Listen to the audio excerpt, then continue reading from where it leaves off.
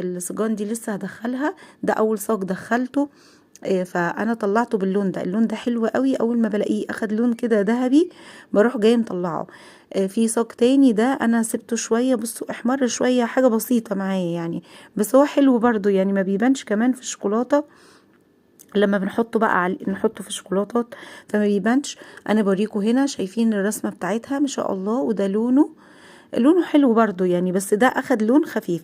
الصاج التاني اهو الاولاني لونه فاتح شويه، انا عن نفسي بحب اللون الفاتح شويه، ما بحبوش غامق، بس انا بوريكم الدرجتين، دي ودي اهو، تسويت دي وتسويت دي، والاتنين زي بعض ونفس الطعم ونفس الهشاشه وكل حاجه يعني، ما شاء الله حلو جدا. شايفين الكمية اللي معانا بقى اللي احنا سويناها؟ ده الكمية دي كلها، ده كيلو دقيق، كيلو دقيق واحد بس، بسم الله ما شاء الله طلع لي الكمية دي. ودي الشوكولاتة اللي احنا عملناها، شايفين بتفري ما شاء الله، صغنطوطة كده وجميلة، انا بحب الحجم الصغير. حلوة قوي ورسمتها زي ما هي. طبعا بنشكلها بعد كده بقى بنزينها بالشوكولاتة والمكسرات، او بالسوداني، او جوز الهند. بتزينيها زي ما انت عايزه.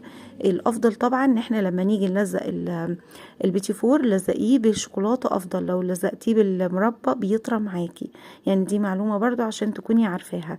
لو يقعد معاكي، عايزاه يقعد معاكي فتره كبيره، يبقى بالشوكولاته. لكن لو هيخلص بسرعه ممكن تشكليه بالمربى، يعني تحشيه مربى مشمش، بيكون حلو قوي. دي الكميه بسم الله ما شاء الله اهي. وطبعا بالنسبه للبيتي فور المكنه، زي ما انا قلت لكم، كل اللي انا بعمله بس ان انا بحط معلقتين دقيق، وبعد كده شكلته بالمكنه، هوريهولكم برضو عشان تشوفوه اهو، هو نفس الطريقه ونفس الخطوات ونفس المقادير وكل حاجه بالظبط. بعد ما عجنته بس زودت له معلقتين دقيق، عملت شويه برضو فانيليا ابيض وشويه شوكولاته. شايفين ما شاء الله التسوية بتاعته، درجة الحرارة 180، بحطها في الصاج في الفرن على الشبكة في النص. بتقعد معايا حوالي تلت ساعة، أول ما الاقيها أخدت لون ذهبي كده حلو بطلعها على طول.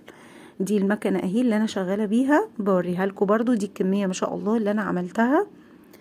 يا رب تكونوا استفدتوا من الفيديو. متنسوش بقى تصلوا على الرسول عليه الصلاة والسلام، متنسوش لايك الفيديو، ودعوة حلوة كده منكم، وتقولوا لي بتتابعوني منين، وتسيبوا لي كومنت حلو تشجيعي. بحبكم جدا جدا، واسيبكم في رعاية الله، وانتظروني ان شاء الله في فيديو جديد.